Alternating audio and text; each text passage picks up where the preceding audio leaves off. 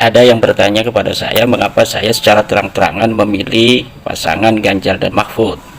Apakah isu nasab yang telah saya sajikan itu ada muatan-muatan politis?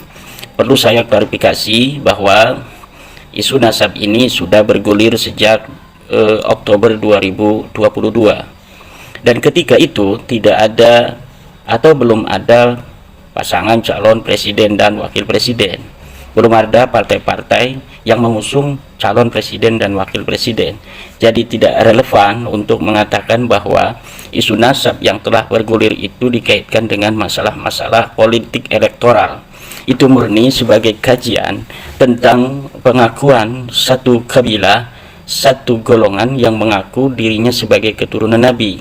Apakah betul-betul terkonfirmasi ataukah tidak secara kajian pustaka maupun kajian tes DNA. Dan setelah dikaji secara pustaka bahwa memang klan Ba'alawi ini tidak terbukti sebagai keturunan Nabi Muhammad SAW, begitu pula secara tes DNA.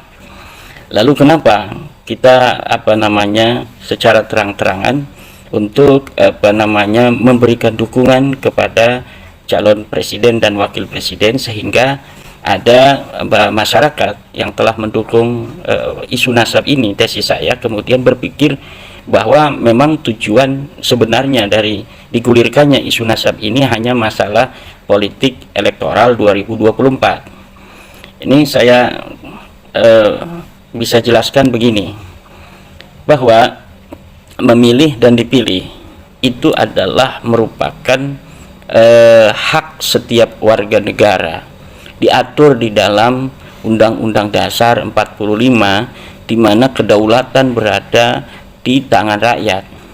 Kedaulatan berada di tangan rakyat itu artinya bahwa rakyat memiliki kedaulatan, tanggung jawab untuk secara demokratis memilih pemimpin. Dan bagi para pemimpin memiliki hal-hal yang bisa kita baca berlandaskan secara kehidupannya di dalam bagaimana dia memimpin sebelum dia mencalonkan diri menjadi calon presiden itu. Dan kita sebagai pemilih itu memilih berdasarkan cita-cita apa kita ingin melihat negara Indonesia ke depan, lalu siapa yang bisa untuk mewujudkan cita-cita itu.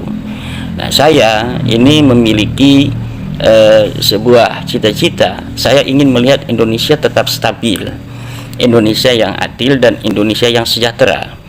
Indonesia yang stabil, menurut Ibnu Khaldun, sebuah negara itu bisa stabil jika pemimpinnya mempunyai asabiyah. Al-hukmu li ahlil asabiyah, kata Ibnu Khaldun, bahwa pemerintahan itu harus di tangan orang-orang yang mempunyai asabiyah.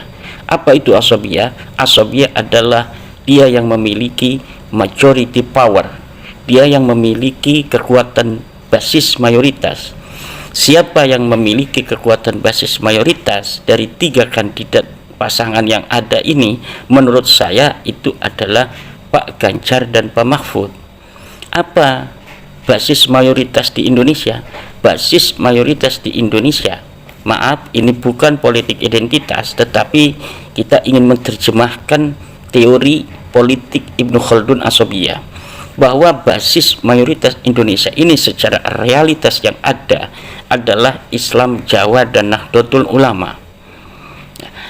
Kandidat yang memenuhi syarat majority power ini adalah pasangan Ganjar dan pasangan Mahfud. Ganjar Mahfud, dia Islam, dia Jawa, dan dia Nahdlatul Ulama. Kenapa penting itu the majority power itu bagi seorang pemimpin?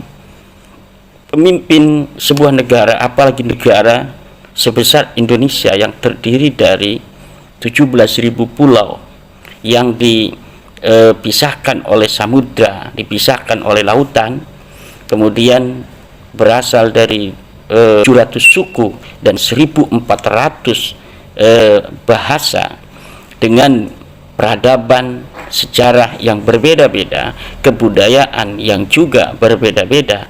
Ini memerlukan sebuah kekuatan basis mayoritas yang kuat. Kenapa? Karena seorang pemimpin itu manusia biasa. Seorang manusia biasa itu bisa salah. Nah, seorang pemimpin apabila dia berasal dari minoritas, maka dia akan harus bisa memuaskan semua orang. Jadi dia harus seperti malaikat yang selalu benar, sehingga tidak ada gejolak dari basis mayoritas yang tidak menjadi pemimpin.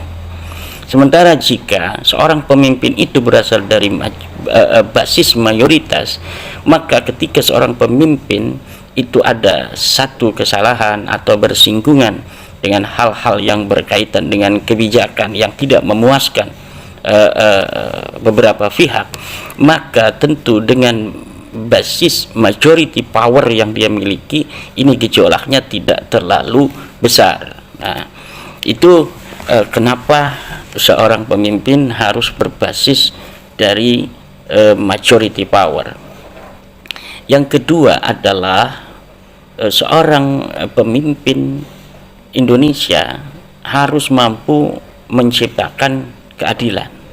Jadi saya ingin melihat Indonesia ke depan 5 tahun yang akan datang, Indonesia yang berani menegakkan keadilan, menindak orang-orang yang berbuat salah, yang merugikan uang rakyat, mengkorupsi, menyalahgunakan wewenang dan lain sebagainya. Dan dari ketiga pasangan ini, secara track record mereka itu ada di pasangan Ganjar dan Mahfud. Seperti kita ketahui bersama, bagaimana track record Pak Mahfud di dalam memberantas korupsi. Kasus Jiwasraya siapa yang membongkar? Pak Mahfud. Kasus Asabri siapa yang membongkar? Pak Mahfud. Kasus Indosuria siapa yang membongkar? Pak Mahfud. Kasus Sambo dalam penegakan hukum siapa yang membongkar? Pak Mahfud. Nah, kemudian yang ketiga, kita ingin melihat Indonesia ini lebih sejahtera dari hari ini dan hari kemarin. Lalu kita melihat Pak Ganjar, bagaimana Pak Ganjar ketika dia menjadi seorang gubernur di Jawa Tengah. Pak Ganjar ketika dia menjadi gubernur di Jawa Tengah telah terbukti mampu bagaimana dia mengelola Jawa Tengah menjadi seperti sekarang ini. Infrastruktur diperhatikan, jalan-jalan bagus, jembatan itu bisa dilewati dengan aman, sarana-sarana transportasi, kemudian hutan dijaga, pertanian diperhatikan, para petani juga mendapatkan kartu tani, kemudian UMKM juga diperhatikan, pengelolaan sampah, kemudian bagaimana birokrasi di Jawa Tengah begitu dapat melayani masyarakat, misalnya dengan pelayanan birokrasi berbasis online dan lain sebagainya. Jadi pasangan Ganjar dan Mahfud ini saya kira adalah pasangan yang akan mampu menjadi jawaban terhadap cita-cita Indonesia ke depan yang ingin saya lihat, yaitu Indonesia yang stabil, Indonesia yang adil, dan Indonesia yang sejahtera.